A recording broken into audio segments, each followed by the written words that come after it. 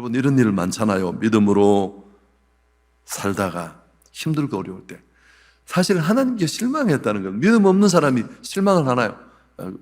믿음 없는 사람에게 그런 건 없어요. 어차피 하나님 존재가 그에게는 분명하지도 확실하지도 않기 때문에 실망하지도 않습니다. 그렇지만 그렇게 믿고 신뢰했던 그분에게 우리는 실망하고 어려움을 겪고 앞길이 막막하고 가슴이 답답하고 아무리 주변을 돌아봐도 해결의 실마리는 정말 보이지 않습니다. 어떻게 해야 하나요? 물론 성경은 우리가 이런 깊은 고난에 던져졌을 때 기도하라, 목사들이 맨날 하는 이야기입니다. 성도들이 너무 힘들어서 하다가 안 돼서 상담하러 와서 엄한 얘기를 하면 다 듣고 나서 맨날 하는 말이 기도합시다. 저도 기도하겠습니다. 이사야 58장 9절에 내가 부를 때에는 나 여호와가 응답하겠고 내가 부르짖을 때에는 내가 여기 있다 하리라. 기도하면 들으시고 응답해 주시고, 기도는 의무가 아니잖아요. 사실은 새에게 달린 날개와 같은데 기도조차도 우리는 짐으로 여기는 경우가 있습니다만은 사실은 믿음의 사람들에게 하나님을 아버지라고 부를 수 있는 자녀에게 주시는 축복이고 특권인데, 물론 우리 각자가 응답을 많이 받았을 뿐만 아니라 지금도, 오늘도, 아니 지난 주간도 하나님은 수많은 사람들의 부르짖음, 그 간절한 외침에 응답하시고 은혜를 베풀어 주셨습니다. 그러나 매번 그렇지 않거든요. 발을 동동 구르면서 이 기막힌 상황 앞에 어찌할 바를 몰라 금식하고 그렇게 밤을 하얗게 새웠는데, 그날이 얼마나 길고 오래 되었는데도 하나님은 묵묵부답, 아무런 말도 없습니다. 여러분, 오늘 읽은 이 욥기의 경우가 바로 욥의 경우가 그런 케이스 아니겠습니까? 동방의 의인이고 모든 사람이 우러러보고 칭찬하고 칭송하는 믿음을 그는 가졌습니다. 신앙, 가정, 축복 어느 것 하나 모자람이 없었습니다.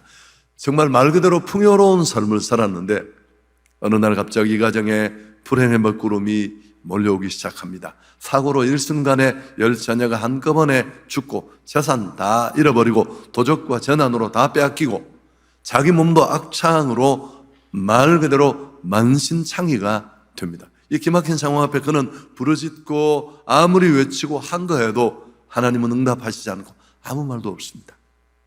침묵하시고 심지어 그의 끝까지 그의 곁에 아픔을 함께하며 있어야 될 파트너인 아내조차도 남편을 향해, 욥을 향해 하나님을 저주하고 죽어라 그렇게 비난하고 사라집니다. 가까운 친구들, 우리가 욥기 읽으면서 맨날 보잖아요. 친구들은 위로한다고 위로하는데 다 속 뒤집는 얘기예요. 그래서 오히려 그를 정죄하고 비판하는 그런 자리에 이르게 됩니다. 여러분, 이런 경우를 만나면 누구든지 실망하고 모든 것을 내려놓고 그만두고 싶습니다. 제가 또 말합니다. 무신론 자는 실망하지 않아요. 기대도 없고 하나님의 존재를 어차피 내가 인정도 안 하는데. 지난 주간에도 저는 참 황당했습니다. 왜 황당했는지 여러분도 황당하셨겠지만, 이제 코로나가 2년 가까이 전 세계를 강타해서 제가 오늘 아침에 통계를 찾아보니까 600만 명 넘는 사람이 죽었습니다.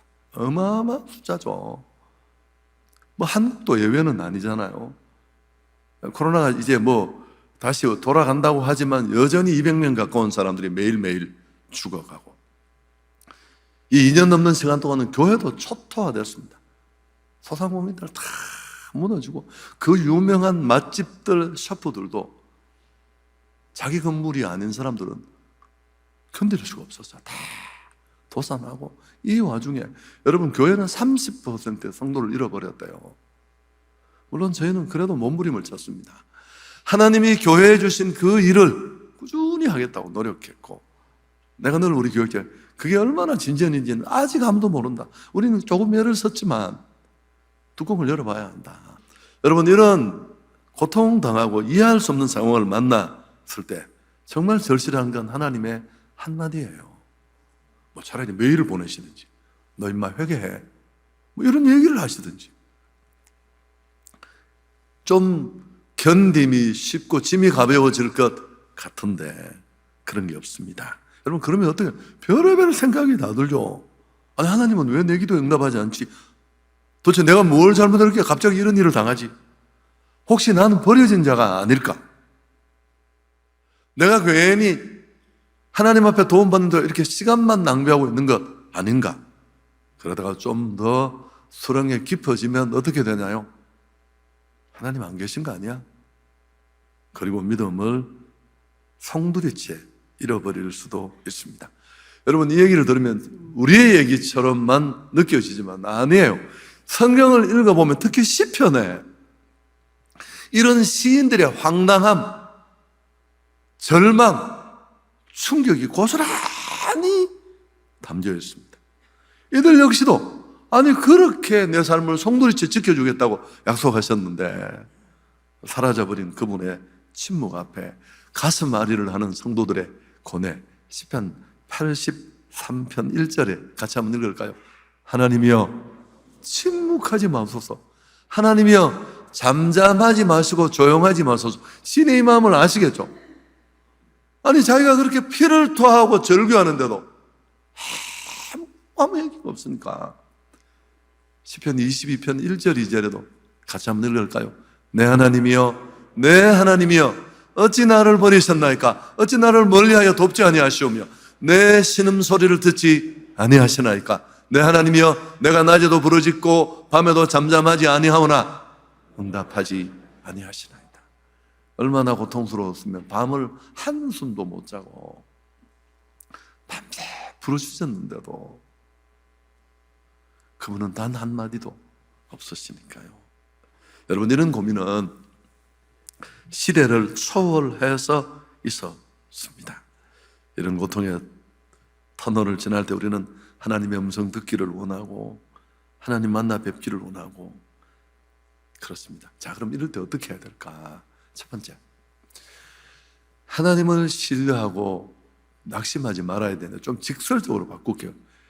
여러분 이해하려고 하지 말고 그냥 그분을 신뢰하십시오. 하나님은 설명하지 않으세요. 하나님은 절대 설명하시는 분이에요. 창세기를 딱 시작하면서 태초에 내가 천지를 다 만들었고 경상도 버전으로 마카 내끼다. 끝이에요. 질문도 설명도 아무것도 없어요.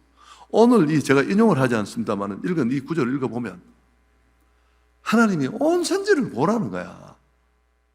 온 우주 만물을 창조된 상황을 보라는 거야. 누가 했느냐는 거야. 다 내가 했고 거기 내가 있었고 믿으라는 거예요. 여러분 그게 내용이에요.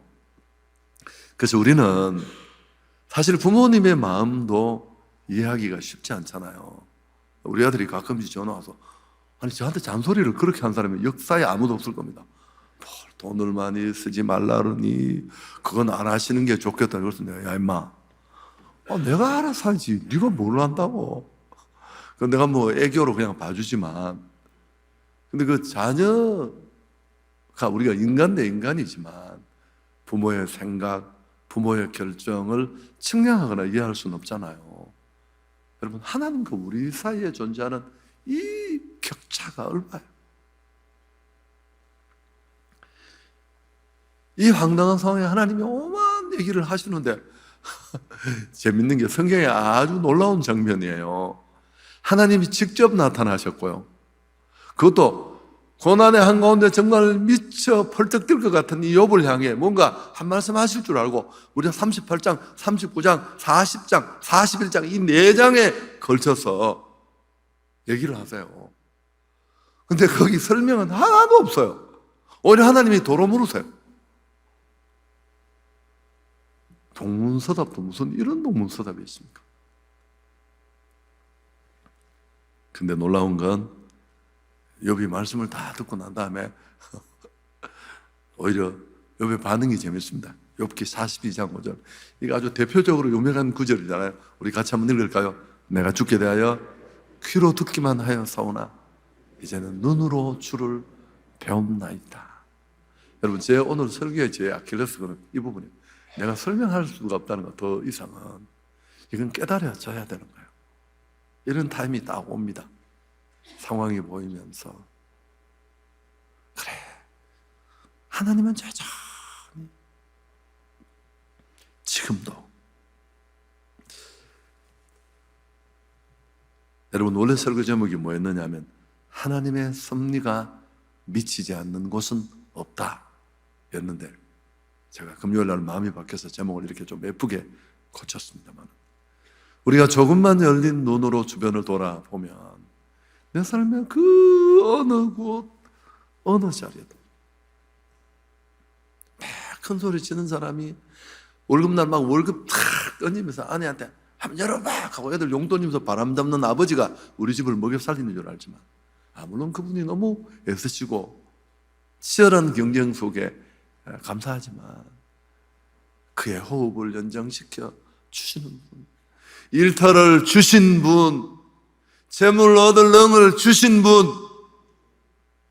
아니 부활절 오겠다고 생쇼를 하는 거 쥐가 못 오는데, 여러분 이런 일이 얼마나 흔해요. 그럼에도 불구하고 하나님은 여전히 그 자리에 역사의 주인으로 일하고 계시는 줄 믿습니다.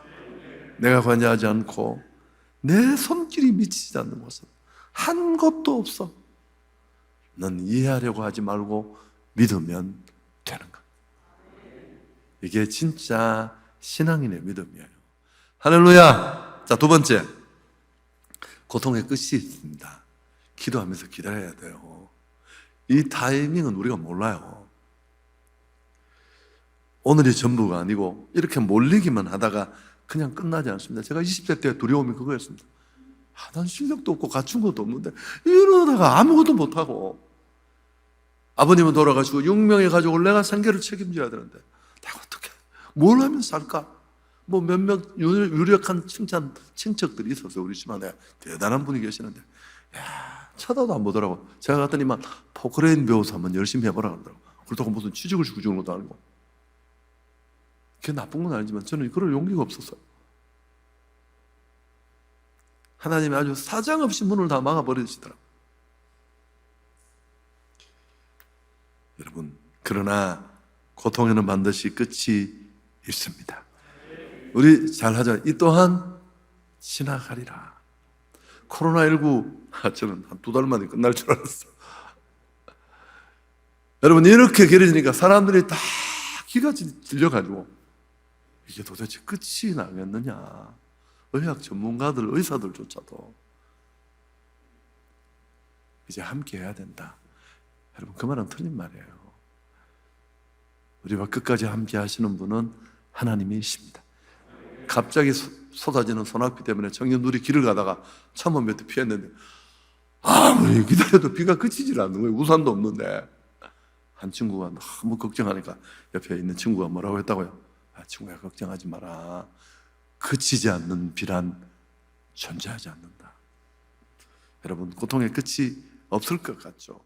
오늘 내가 당하는 이 기막힌 상황이 그냥 이렇게 교회 다닌다고 말하는데, 내가 성도고 직분 받은 거 다 아는데, 그래도 내가 주일 지키고 그래도 내가 11조하고 이러다가 내 신앙 다 끝날 것 같은데, 제게 그런 두려움이 있었어요. 그렇지 않습니다. 하나님은 반드시 함께 하시고 역사하십니다. 자, 시편 37편, 또 시편 시인의 얘기를 해야 돼요. 같이 한번 보겠습니다. 여호와 앞에 잠잠하고 참고 기다리라. 여러분, 이게 믿음이에요. 믿음이 별거 없어요. 막 신유를 행하고 기적을 행하고 방언을 하는 게 믿음이 아니라, 내가 믿음의 제일 마지막 단계가 뭐라고 했어요? 버티기. 다 냄비 뚜껑 열고 만두들이 길로 뛰쳐나갈 때 그냥 그 뜨거운 김을 맞으면서 나는 나갈 시간이 됐는데 그냥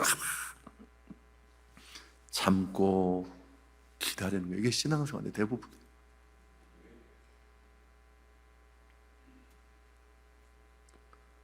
그럼 세 번째, 여러분 또 하나가 뭐가 있을까요?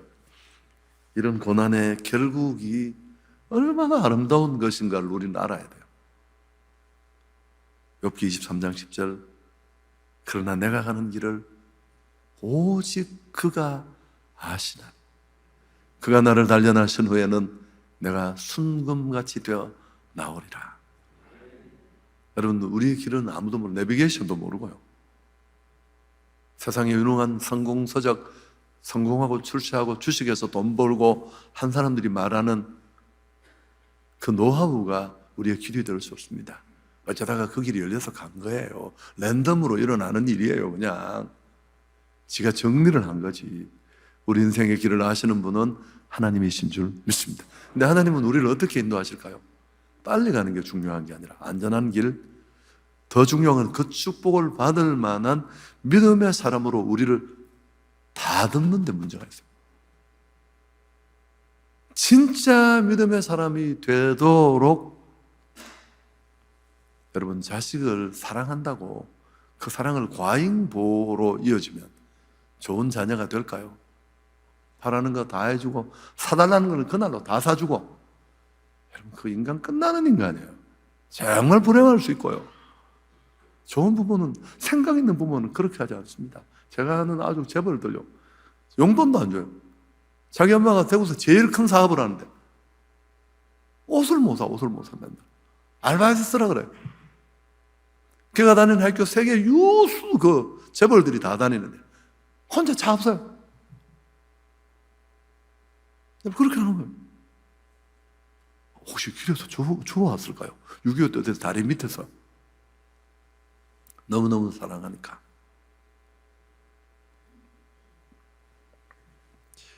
욥은 결국 고난 속에서 하나님을 찾다가 자기를 찾아요. 나는 의인이고 아무 문제가 없다고 부르짖다가 내 안에 있는 허물을 발견하게 됩니다. 그리고 회개하고, 그러자 폭풍 가운데 하나님이 나타나셔서, 이런 별로 이해도 안 되는 말이지만 얘기를 하면서 제가 그냥 수십 번을 읽으면서 정리를 한 거예요. 이 세상에 내 손길이 미치지 않는 곳이 어디냐? 내가 할 때 넌 도대체 어디 있었느냐? 네가 그런 판단을 할 자격이 되느냐? 난 나고 하나님은 하나님이십니다. 여러분, 우리가 설명을 하든 이해를 하든 이해를 못하든 그건 아무 상관이 없어요. 그건 그냥 하나님이세요. 우리는 그 하나님을 믿는 것입니다. 아멘. 그러나 그 아름다움은 정말, 제가 이제 너무 황당해서 우리 행정실 목사님이 떠들지 말고, 아니 성도들이 얼마나 낙심하겠냐. 아니 그리고 지금 오늘 밤에 당장 화요일 밤에 봄의 교향곡을 하는데, 야, 이 봄의 교향곡을 어떻게 하냐, 내가. 이제 목요일.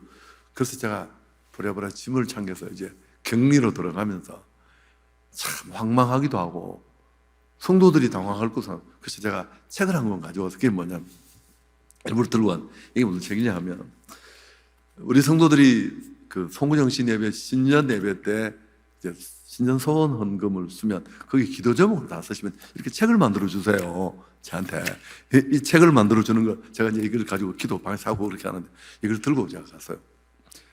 시간이 너무 많을 것 같아서 부활은 제가 못할 것 같고 누군가 또 부활절 설교를 할 거, 그래서 내가 이걸 이렇게 열어서 이제 하나씩 좀 시간을 들여서 기도를 하면서, 대부분 제가 모르는 분들이에요. 그래서 앞에 우리 교저 프로그램을 열어놓고 이렇게 또 보고 기도하고 보고 기도하면서,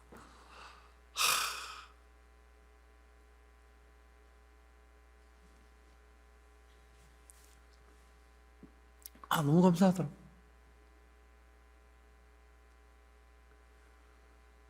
새롭게 느낀 게 뭐였을까요?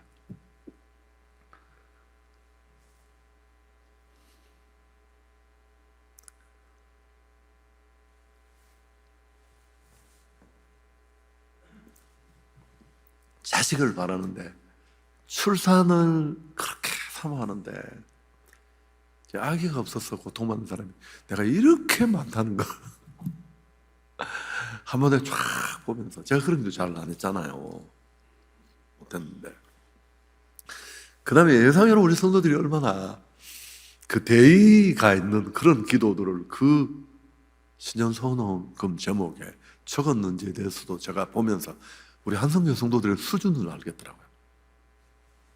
코로나가 빨리 지나가고 지구촌의 평안이 찾아오고 성도들이 다 함께 모여서 공동체 예배를 드리는 것, 그거 한두 줄 적는 자리거든요. 그게 너무 감사하고, 여기 차세대, 그 다음에 우리 창들까지 다 들어있어요. 여기에 어떤 하신 분들은 그래서 이제 띄엄띄엄 했다가 한번 하면서, 그래서 제가 거기 딱 가서 제일 먼저 어떤 생각이 났느냐, 내가 이걸 처음에 너무 황당해서 하나님 앞에, 야, 하나님 한 주만 좀 봐주시든지, 나 딸 시집도 보내야 되는데 어쩌면 좋습니까 이거, 내가 이 생각이 딱 들어서 있는데 성경 구절 하나가 생각났습니다. 디모데전서의 말씀인데요, 하나님께서 지으신 모든 것이 선함에 감사함으로 받으면 버릴 것이 없다. 코로나 이게 세상에 무슨 쓸데가 있겠습니까? 그래서 제가 사실 사람도 잘 안 만나는데 우리 장로님 한번 전화 오셔서, 목사님 무슨 사람을 안 만나냐고, 그렇게 많은 사람을 매주 만나는데. 그래서 제가 이 구절이 제 마음에 딱 들어왔어요. 그래, 하나님이 주신 게 다 선한데 내가 감사함으로 받으면 버릴 게 뭐가 있겠냐. 여러분, 그렇습니다. 우리의 태도가 우리의 삶을 다 결정짓는 거예요. 설교 정리하겠습니다. 하나님 당신께 실망했습니다. 이 필립 얀시의 책은 아주 도전적이고 충격적입니다. 정말 하나님께 실망했던 사람들의 얘기입니다. 공감이 되고 같이 가슴이 아프고, 여기 했던 이 질문들 저는 다 아멘입니다. 이해할 수는 없지만 그분을 신뢰할 수 있게 됐습니다. 얼마나 내 삶에 깊이 함께 하시고, 내가 이해하지 못해서 이해하지 못한 게 있을 뿐이지 함께 하셨던 그런 하나님을 고백하게 될 뿐입니다. 하나님은 과연 공평하신가? 하나님은 침묵하시는가? 하나님은 숨어 계시는가? 그렇지 않습니다. 우리는 고난의 순간마다 하나님의 뜻과 사랑을 다 이해하기 어려울지 모릅니다. 이스라엘처럼 일주일이면 가는 길을 40년 걸려가면서 광야에서 불평하고 원망하고, 이를 낳고 우리 끌어냈나? 차라리 애굽에 그냥 두지, 이 뭐하는 짓이고 이게. 여러분, 그 세대는 다 죽었습니다. 하나님의 큰 마음을 몰랐으니까. 하지만 고난의 순간마다 기억해야 될 것은, 고난의 뜻을 이해하려고 하지 마시고 반성하고 회개할 건 회개해야 되지만 우리가 온전히 하나님을 신뢰해야 될 줄 믿습니다. 하나님은 믿음의 조상 아브라함에게 더 이상 믿을 수 없을 때까지 믿어야 된다. 아니, 100세에 낳은 아들을 번제로 드리는 게 말이나 돼요? 각을 다 떠서 뼈를 해쳐서 불태워 드리는 제사인데, 죽은 자도 살리시고 없는 것도 있는 것 같이 부르신 그 하나님을 온전히 신뢰할 때, 그가 믿고 여호와 이레 하나님을 믿고 자식을 잡으려고 칼을 뽑았을 때 내가 내 믿음을 알게 됐다. 그렇게 여호와 이레 축복을 받은 것 여러분 아시죠? 그래서 욥을 통해 고난 가운데서도 신실한 주님을 만나고 믿음을 지킬 수 있기를 축복합니다. 우리가 그 크신 이해할 수 없는 하나님의 사랑에 반응할 수 있는 최고의 방법은 하나밖에 없습니다. 그게 뭘까요? 그건 바로 믿음입니다. 믿음. 다 아버지 믿습니다. 당신의 선하시고 좋으시고 신실하심을 믿습니다.